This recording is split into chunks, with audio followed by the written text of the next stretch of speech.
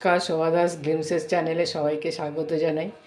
আজ আমি সয়াবিনের তরকারি করব। ওই জন্য প্রথমে তেলের মধ্যে জিরে আর শুকনো লঙ্কাকে ফোড়ন দিয়ে দিলাম।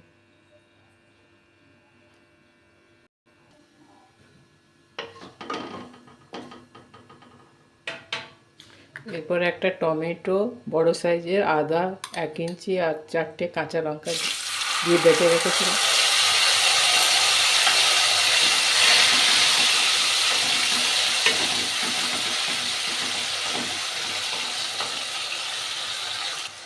এরপর এর মধ্যে 1 চামচ ধনে, 1 চামচ জিরে গুঁড়ো আর হলুদ গুঁড়ো 1 চামচ আর কাশ্মীরি লঙ্কা 1/2 চামচ রেখে সেটা দিয়ে দিই।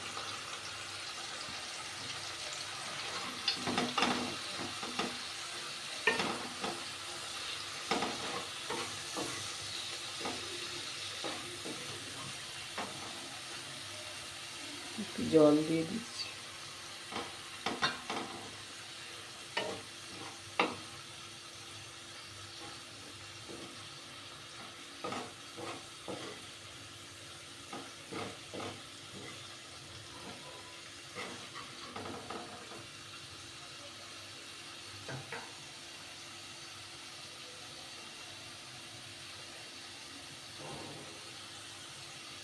এরপর 2 চামচ চারমগজ আর 20টা বাদাম, চিনে বাদামকে বেটে রেখেছিলাম সেটা দিয়ে দিলাম।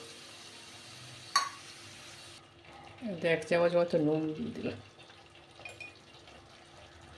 এরপর নিউট্রেলা সেদ্ধ করে রেখেছিলাম কুকারে একটা সিটিতে, সেটা দিয়ে দিলাম।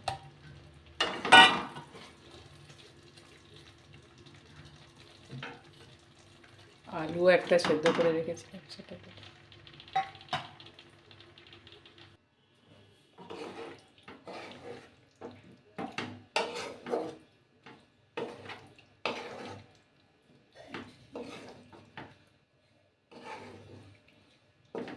চারমগজ আর চিনে বাদামের পেস্টটা দিলে নিউট্রেলাটা খেতে বেশ ভালো হয়।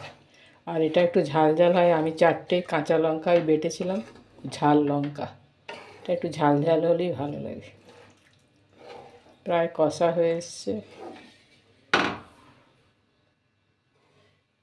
এবারে জল দিয়ে দিলাম, কষা হয়ে গেছে।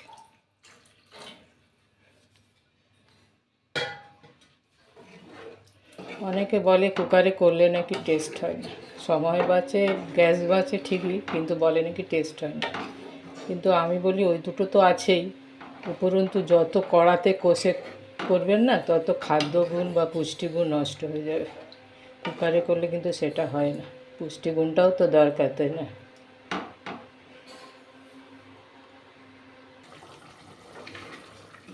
হয়েই গেছে। আমি একটু ঝোলঝোলই রাখবো। এতে গরম মশলা 1 চামচ দিয়ে দিলাম।